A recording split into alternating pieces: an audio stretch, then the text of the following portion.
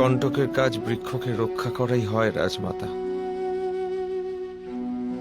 স্বয়ং পুষ্পে স্থান নেবার মতন না তার মধ্যে ইচ্ছে থাকে আর না শক্তি।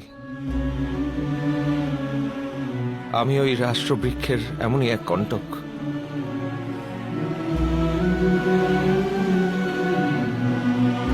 এই রাজ্যের হিতাহিতের রক্ষণার্থে আমি কণ্টকের মতো বিঁধব। আর আমিও জানি যে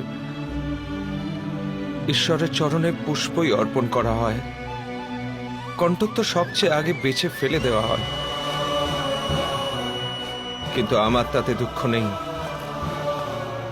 কণ্টক হওয়ার এই গুরু দায়িত্ব আমি সর্বদা পালন করে যাব।